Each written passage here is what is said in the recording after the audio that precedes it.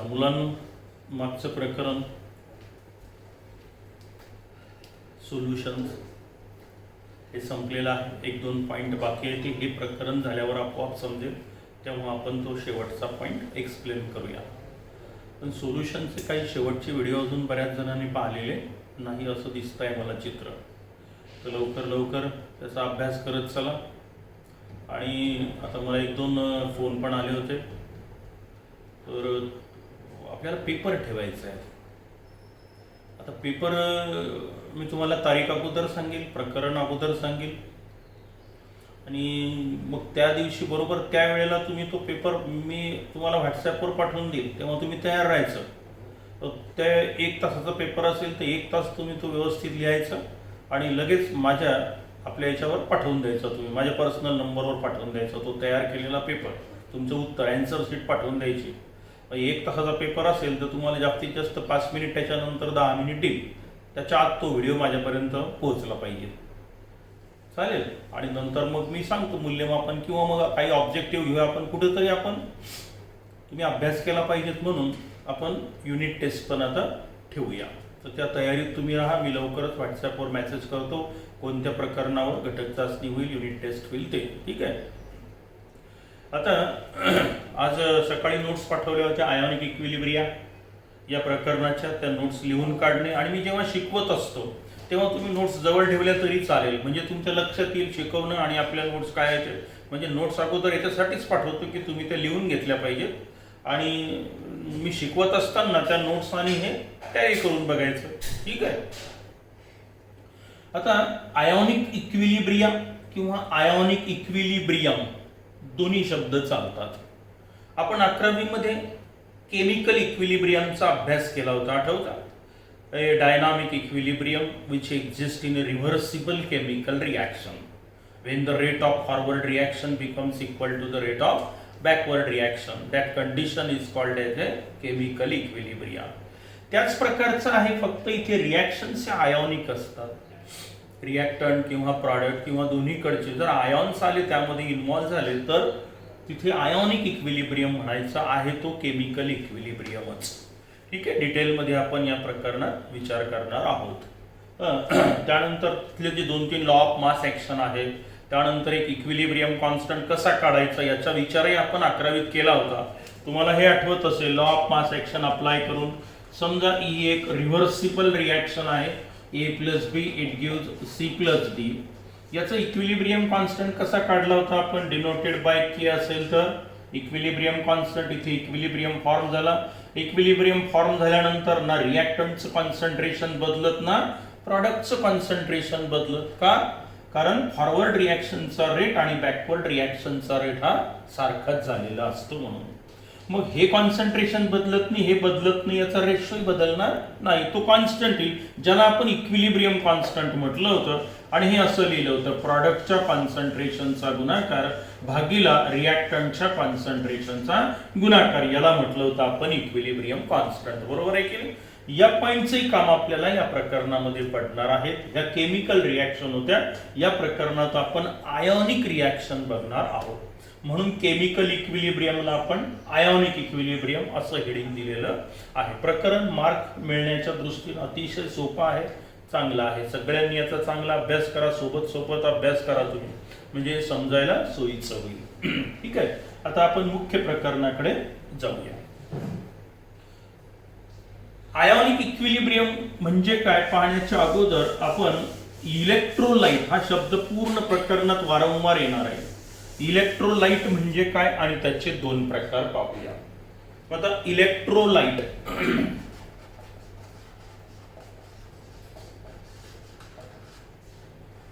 Now these are the substances which dissolves in water and gives a positive and negative ions. Electrolyte, the substance which ionizes or which dissociates in water and gives ions, that is cation and anions. Such substances are called as a electrolyte. हे असे पदार्थ आहेत की जे पाण्यात टाकल्यानंतर ions आपल्याला देतात. आयॉन्स कोणते? कॅटायन आणि ऍनायन, पॉझिटिव्ह आणि निगेटिव्ह आयॉन देणारे पदार्थ. अर्थात किंवा वॉटरमध्ये, तर वॉटर हा सॉल्व्हंट घेणार आपण इथे. वॉटरमध्ये टाकल्यानंतर, पाण्यामध्ये टाकल्यानंतर जे पदार्थ पॉझिटिव्ह आणि निगेटिव्ह आयॉन देतात त्याला म्हणायचं इलेक्ट्रोलाइट. फॉर एक्झाम्पल कोण इलेक्ट्रोलाइट? जसं सोडियम क्लोराईड ॲक्वाइस, म्हणजे पाण्यात टाकल्यानंतर आयॉन तयार होतात Na+Cl-, बरोबर आहे. मग हा झाला इलेक्ट्रोलाइट. किंवा HCl घेतलं, हे ऍसिड आहे, हे जर आपण पाण्यामध्ये टाकलं तर H+Cl- आयॉन तयार झाले. मग असा पदार्थ की जो पाण्यात टाकल्यानंतर आपल्याला पॉझिटिव्ह निगेटिव्ह आयॉन्स देतो त्याला म्हणायचं electrolyte.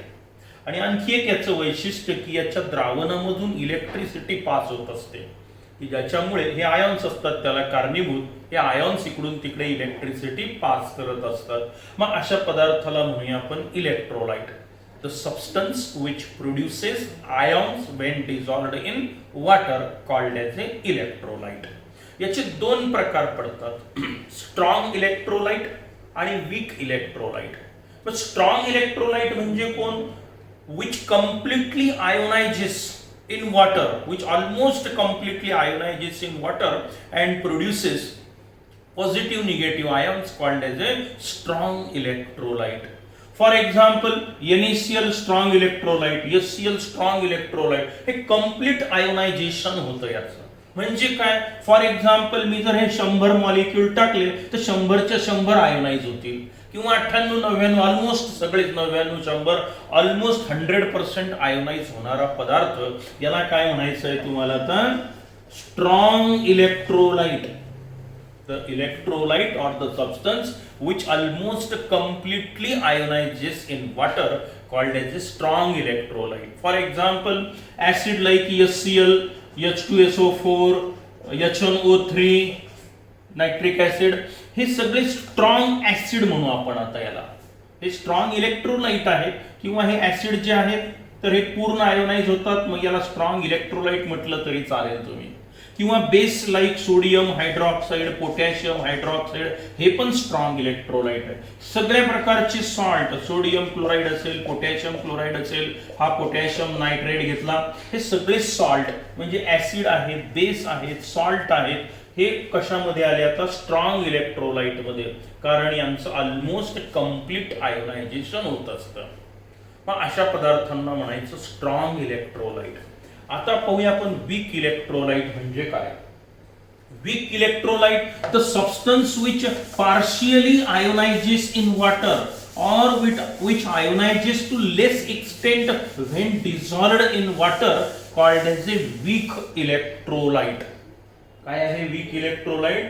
Which partially ionizes or dissociates into the water and produces less number of ions, or which ionizes to less extent, ज्याचं 100% आयोनायझेशन होत नाही, जो कमी प्रमाणावर आयॉन्स तयार करतो पाण्यात टाकल्यानंतर, अशा पदार्थाला म्हणायचंय आपल्याला आता वीक इलेक्ट्रोलाइट.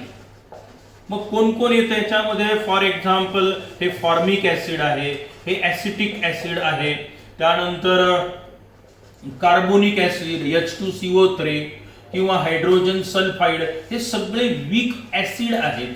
ठीक आहे, हे वीक आहेत म्हणजे काय? याचं आयोनायझेशन 100% होत नाही, यांचं आयोनायझेशन कमी प्रमाणावर होतं. हे आयॉन तयार करतात म्हणजे इलेक्ट्रोलाइट आहे, पण 100% आयोनायझेशन होत नाही. उदाहरणार्थ CH3COOH आपण घेतला, पाण्यामध्ये जर आपण टाकला, ॲक्वाइज सोल्युशन म्हणजे पाण्यातलं द्रावण, आयॉन तयार झाले, हा ऍसिटेट आयॉन म्हणतात याला, CH3COO- आणि H+, ॲक्वाइज. मग आता इथे समजा मी जर 100 मॉलिक्यूल घेतले तर होऊ शकतं यातले 4 मॉलिक्यूल 5 मॉलिक्यूलच आयोनाइज होतील, आणि बाकीचे काय राहतील? अनडिसोसिएटेड फॉर्म मध्ये राहतील, अनआयोनाइज्ड फॉर्म मध्ये. मी आयोनायझेशन आणि डिसोसिएशन दोन्ही शब्द सारख्याच अर्थानं आहे. डिसोसिएशन म्हणा किंवा त्यालाच तुम्ही आयोनायझेशन म्हणा, बरोबर आहे. मग हे आयॉन तयार झाले आणि हा अनआयोनाइज्ड सबस्टन्स आहे वॉटरमध्ये, ॲक्वाइज सोल्युशन आहे. मग आता सोडियम क्लोराईड मी जर 100 मॉलिक्यूल टाकले तर 100च्या 100 आयोनाइज झाले, तो झाला स्ट्रॉंग इलेक्ट्रोलाइट.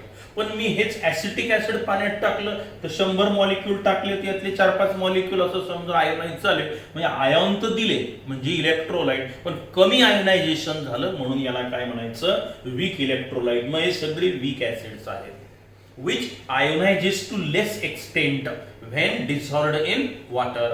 मग हे सगळे ऍसिड किंवा बेस मध्ये जर तुम्ही बघितलं, अमोनियम हायड्रॉक्साईड आहे, कॉपर हायड्रॉक्साईड आहे, हा फेरिक हायड्रॉक्साईड आहे, हे सगळे वीक बेसेस आहेत. म्हणजे अमोनियम हायड्रॉक्साईड पाण्यामध्ये मी जर टाकला तर आयॉन तयार झाले NH4 aqueous आणि OH- aqueous. मग याचे 100 पैकी काही 2%, 4%, 5% मॉलिक्यूल फक्त आयोनाइज होतील.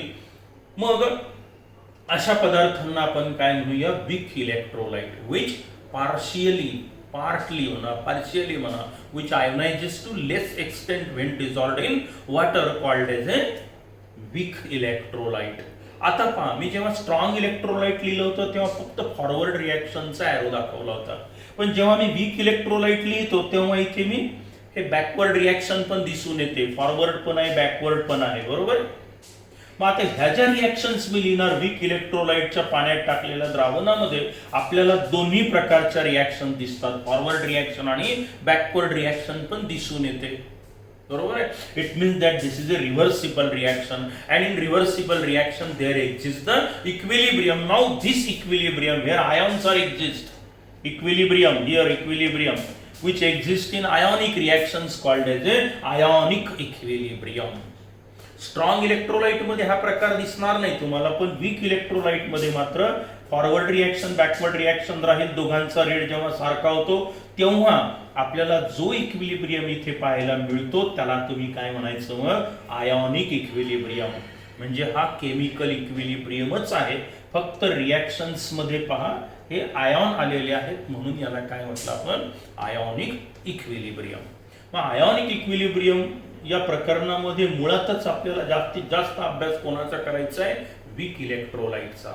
मग वीक इलेक्ट्रोलाइट म्हणजे कोण, विच पार्टली डिसोसिएट्स और ionizes in water, or which ionizes to less extent when dissolved in water, called as a weak electrolyte. मग हे त्याची काही example. And in weak electrolyte there exists the equilibrium in between ions and unionized salt, and that equilibrium, that condition of balance is called as a ionic equilibrium. आता या ionic equilibrium मध्ये सुरुवातीला अतिशय महत्वाच्या ऍसिड म्हणजे कोण, base म्हणजे कोण, अशा 3 थिअरीज आलेल्या आहेत. ऍसिडच्या डेफिनेशन दिलेल्या आहेत, बेसच्या डेफिनेशन दिलेल्या आहेत, अशा 3 थिअरीज आलेल्या आहेत या प्रकरणामध्ये. पहिली थिअरी अगदी सोपे आहेत त्या, अरेनियस थिअरी, यातले बरेच झालेले आहेत, माहिती आहेत आपल्याला, येऊन गेलेला आहे उल्लेख, पण इथे थोडासा आपण डिटेलमध्ये विचार करूया. Arrhenius theory of acid and base, Bronsted and Lowry theory of acid and base, आणि Lewis theory of acid and base, ज्याचा उल्लेख आपण अमाइन्सचं बेसिक नेचर एक्सप्लेन करताना केलं होतं, आठवत असेल तुम्हाला. Why amines are basic in nature? Because it can donate the lone pair of electron to other substance and forms a coordinate bond. आठवतं तिथे, हा, तर ते लेविस थिअरीच आहे, तिथे उल्लेखही केला होता according to the Lewis theory. तर 3 ऍसिड बेस थिअरी घ्यायच्या आहेत आपल्याला. Arrhenius theory of acid and base, Bronsted Lowry म्हणा किंवा Lowry Bronsted theory of acid and base, आणि Lewis theory of acid and base. या 3 पैकी एखाद्या थिअरीवर 2 मार्काचा प्रश्न शक्यतो विचारला जात असतो. मग अरेनियस थिअरी पाहूया आपण. पहिली acid base theory.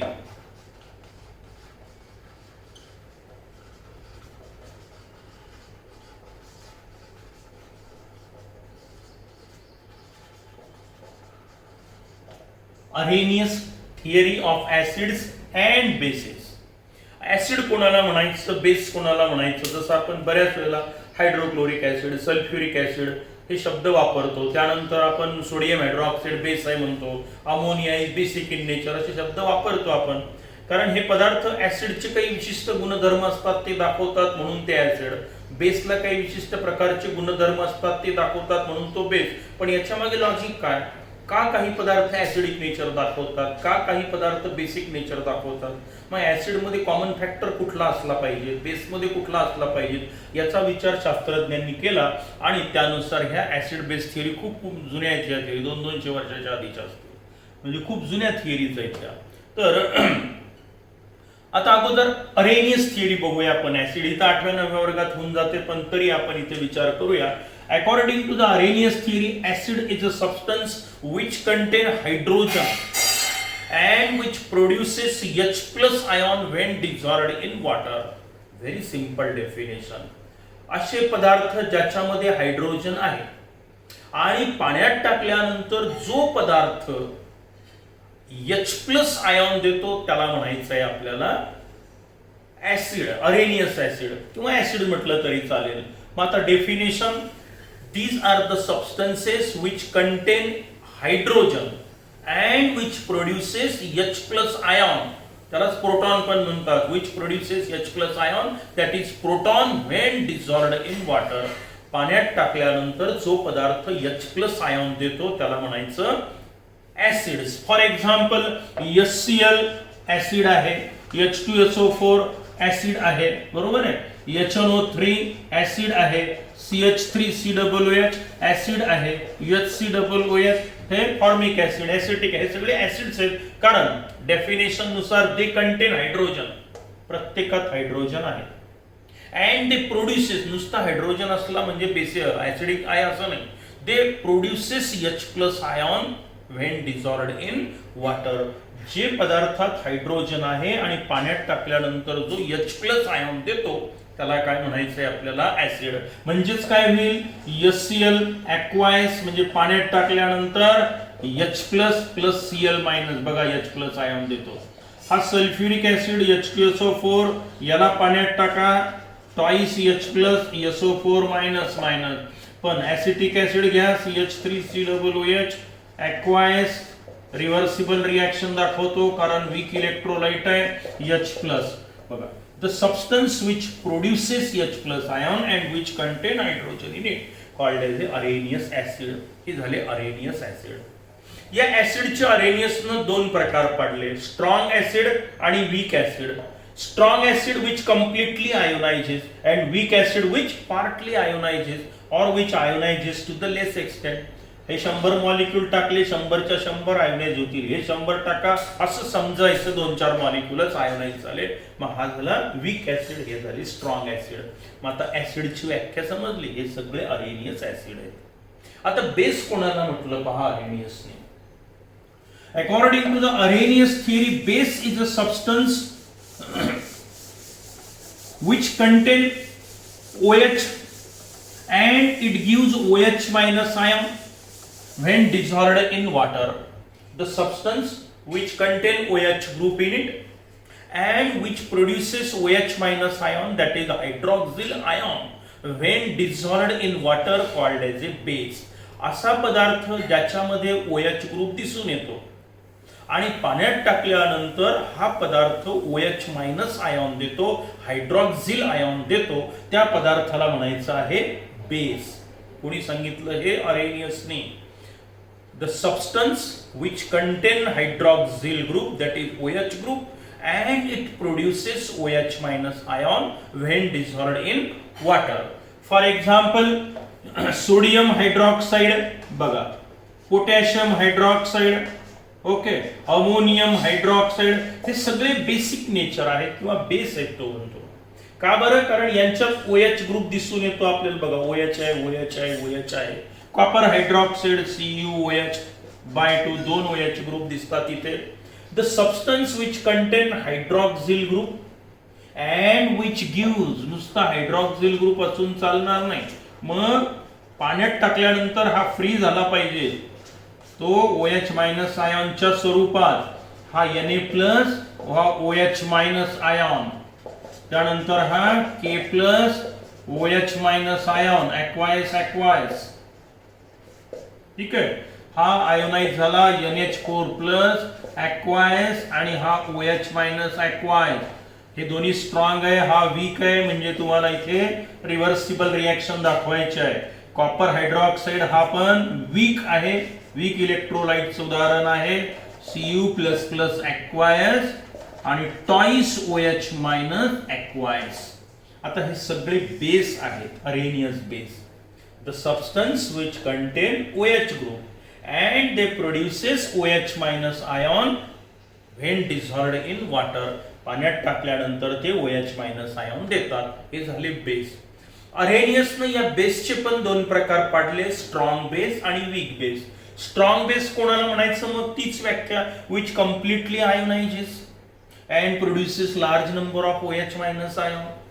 Weak base, they partly dissociates or they partly ionizes and produces less number of OH minus ion when dissolved in water, called as a base.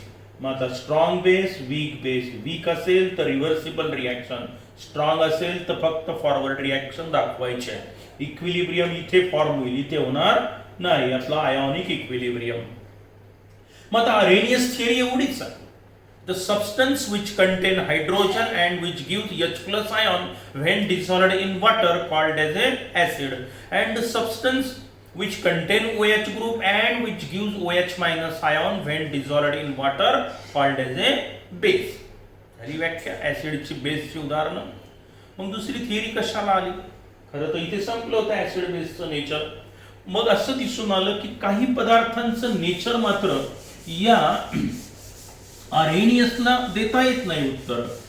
For example, अगदी एक सोपं उदाहरण घेऊया आपण. Why ammonia is basic in nature. अमोनियाचं basic nature अरेनियसला सांगता येत नाही. अमाइन घेतले आपण RnH2, याचं बेसिक नेचर सांगता येत नाही. बरोबर आहे. पायरिडिन घ्या तुम्ही.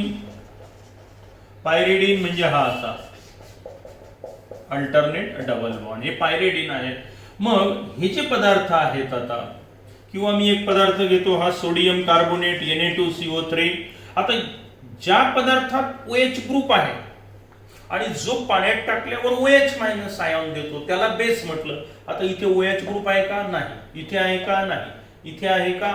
ऑक्सिजनच नाही. इथे नाही, इथे नाही, इथे नाही, इथे हायड्रोजन नाही, म्हणजे OH ग्रुप नाहीये. पण तरी हे बेसिक नेचर दाखवतात. पण मग अरेनियस थिअरीनुसार याच्यात OH ग्रुप नाही, मग तरी याचं नेचर बेसिक का आहे या प्रश्नाचं उत्तर काही अरेनियसला देता येत नाही. मग यांची उत्तर देण्यासाठी पुन्हा नवीन थिअरी आली. दुसरी जी थिअरी आपली ती आहे ब्रॉन्स्टेड-लोअरी थिअरी, किंवा याला Lowry Bronsted theory of acids and base असं आपण म्हणूया. आता पहिली थिअरी संपली इथे. ऍसिड म्हणजे काय, त्याचे दोन प्रकार, strong acid, weak acid Arrhenius नुसार. बेस म्हणजे काय आणि त्याचे दोन प्रकार, स्ट्रॉंग बेस, वीक बेस. प्रत्येकाचे दोन दोन एक्झाम्पल तुम्हाला लक्षात ठेवायचेच आहे, कारण याच्यावर पुढचं प्रकरण आधारित आहे. स्ट्रॉंग ऍसिडचे दोन, HCl, HNO3, H2SO4 strong acid आहे. वीक ऍसिड मध्ये formic acid, acetic acid, H2S hydrogen sulphide, HCl hydrogen cyanide. तर हे वीक ऍसिड मध्ये येतात. त्यानंतर बेस मध्ये पण स्ट्रॉंग बेस आणि वीक बेस. स्ट्रॉंग ऍसिड मध्ये कोणते कोणते सांगितले? HCl, H2SO4, HNO3. Weak acid मध्ये formic acid, acetic acid, H2CO3 म्हणजे कोण? Carbonic acid, H2S hydrogen sulphide, HCl hydrogen cyanide. हे झाले सगळे वीक ऍसिड. स्ट्रॉंग बेस मध्ये NaOH, KOH. वीक बेस मध्ये तुम्ही ammonium hydroxide, copper hydroxide, ferric hydroxide FeOH3. हे एक्झाम्पल तुम्ही लक्षात ठेवा, कारण याच्यावर आधारित आपल्याला पुढे बऱ्याच गोष्टी समजणार आहेत. तर पहिली थिअरी आज आपल्याला माहिती झाली. इलेक्ट्रोलाइट म्हणजे काय, स्ट्रॉंग इलेक्ट्रोलाइट कोण, वीक इलेक्ट्रोलाइट म्हणजे कोण, अरेनियस थिअरीनुसार ऍसिड कोण, स्ट्रॉंग ऍसिड कोण, स्ट्रॉंग बेस कोण, त्यानंतर वीक ऍसिड कोण, वीक बेस कोण, हे आपल्याला माहिती झालं. ही झाली आपली पहिली थिअरी. ठीक आहे. त्यानंतर दुसरी आणि तिसऱ्या थिअरीचा विचार आपण पुढच्या लेक्चरमध्ये करूया.